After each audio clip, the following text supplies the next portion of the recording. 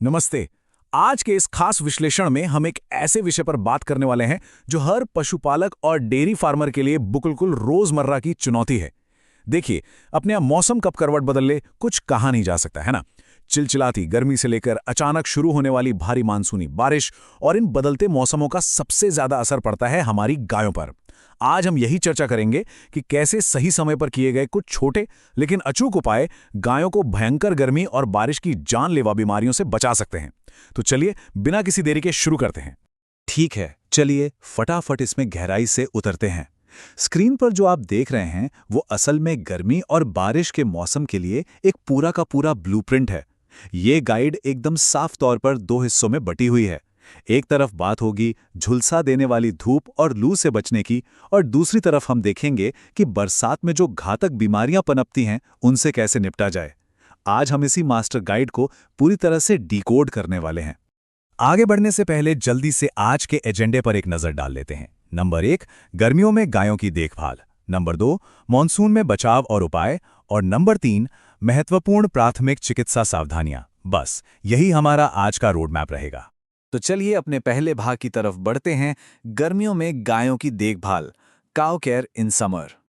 अब जब आसमान से आग बरस रही हो तब क्या होता है? जाहिर है, शरीर बहुत जल्दी डिहाइड्रेट होने लगता है।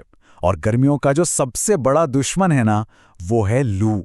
ये वो झुलसा देने वाली गर्म हवाएं हैं जो डेयरी पशुओं के लिए सीधे तौर पर हीट स्ट्रोक का खतरा पैदा करती हैं।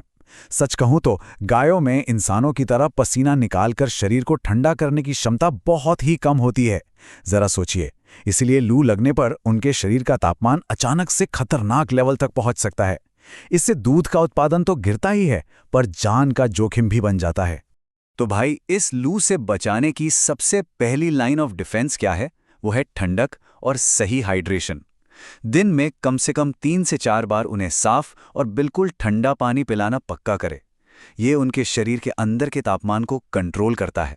और हाँ, बाहरी माहौल को ठंडा रखने के लिए बाड़े में मिट्टी का लेप करना, या फिर वो जो खस की चटाई होती है ना, जिसे हम खस की मैट कहते हैं, उसे लगाना एक कमाल की प्राकृतिक तकनीक है। जब खस पर पानी छिड़का जाता है तो उससे टकराकर आने वाली गर्म हवा भी एकदम एसी की तरह ठंडी हो जाती है। बाड़े का माहौल बिल्कुल आरामदायक हो जाता है। अब इस बात पर गौर कीजिएगा कि कैसे हमारे किचन के साधारण से घरेलू आहार पशुओं के लिए इलेक्ट्रोलाइट्स का काम कर जाते हैं। गर्मियों में उन्हें कच्चे आम का पना देना या फिर पानी में थोड़ा गुड़ और नमक मिलाकर पिलाना सच में बहुत असरदार है। ये गर्मी और पसीने से उड़े हुए इलेक्ट्रोलाइट्स की तुरंत भरपाई करता है। और इसके साथ ही उनके रोज के चारे में मिनरल मिक्सचर यानी खनिज मिश्रण मिलाना बिल्कुल मत भूलिएगा, ताकि उनके रोजाना के पोषण में कोई कमी ना रहे। खैर, इन सभी सावधानियों के बाद भी अगर कभी स्थिति बिगड़ती है तो तुरंत क्या करना चाहिए, यह जानना बहुत बहुत जरूरी है। मान लीजिए गाय बहुत तेज हाँफ रही है, जो कि हीट स्ट्रेस का सबसे बड़ा और साफ लक्षण है।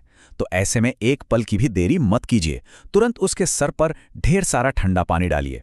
ये एक ऐसा क्विक फर्स्ट एड है जो सीधे दिमाग के तापमान को झटके से नीचे लाता है और गाय को हीट स्ट्रोक के खतरे से तुरंत बाहर निकालता है। अब हम आ गए हैं अपने दूसरे भाग पर, मॉनसून में बचाव और उपाय, मॉनसून प्रोटेक्शन एंड रेमेडीज।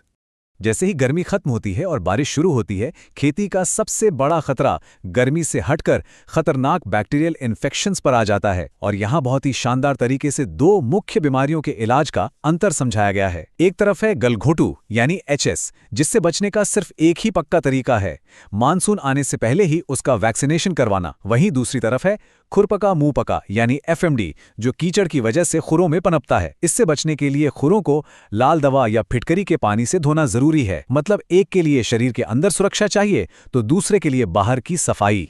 देखिए, बीमारियों को रोकना है तो सफाई तो रखनी ही पड़ेगी।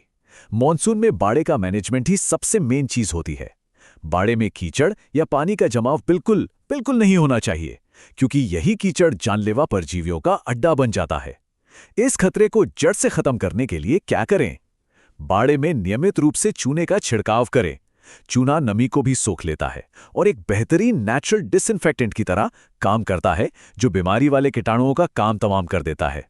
तो यहाँ सबसे महत्वपूर्ण बात यह है कि मॉनसून में सिर्फ बाड़े की सफाई ही काफी नहीं है, बल्कि पशु के पाचन तंत्र का ख्याल रखना भी सचमुच जीवन रक्षक साबित हो सकता है। होता क्या है कि बारिश में हरा चारा बहुत तेजी से उगता है, लेकिन अगर पशु जरूरत से ज्यादा सिर्फ नया हरा चारा खा लें तो उन्हें आफरा यानी पेट फूलने की भयंकर समस्या हो जाती है। पेट में गैस के भारी दबाव से जान तक जा सकती है। इसका बहुत ही सीधा सा इलाज है, हरे चारे के साथ हमेशा सूखा भूसा मिलाकर ही दें। बस ये छोटा सा बैलेंस पाचन को सही रखता है और आफरा जैसे इमरजेंसी से बचाता है। चलिए अब बढ़ते हैं हमारे तीसरे और आखिरी भाग की ओर, महत्वपूर्ण प्राथमिक चिकित्सा सावधानियां, इंपॉर्टेंट फर्स्ट एड प्रिकॉशंस।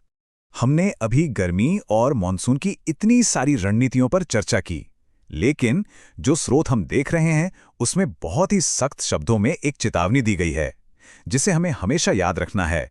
घरेलू उपाय केवल प्राथमिक चिकित्सा के लिए हैं। अगर लक्षण गंभीर हों तो तुरंत पशु चिकित्सक की सलाह लें। जी हां, चाहे वो सिर पर ठंडा पानी डालना हो या आम का पन्ना पिलाना, ये शुरुआती राहत के लिए एकदम बेस्ट हैं। लेकिन अगर हालत नहीं सुधर रही या सांस लेने में तकलीफ बनी हुई है तो तुरंत डॉक्टर को बुलाएं। असली और प्रोफेशनल इलाज का कोई शॉर्टकट नहीं होता और सही समय पर डॉक्टर को बुलाना ही पशु की जान बचाता है। और इसी के साथ स्रोत के बिल्कुल अंत में एक बहुत ही गहरा सवाल पूछा गया है, क्या आपने अन्य किसानों को जागरूक किया? देखिए, पशुपालन कोई अकेले करने वाला काम नहीं है।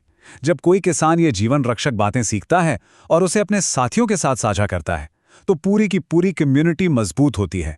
बीमारियां किसी एक बाड़े तक सीमित नहीं रहती, है ना? इसलिए जागरूकता भी रुकनी नहीं चाहिए। इस जानकारी को ज्यादा से ज्यादा साथी पशुपालकों तक पहुंचाइए। खैर, आज की इस ज्ञानवर्धक चर्चा में हमारे साथ जुड़ने के लिए आपका बहुत बहुत धन्यवाद।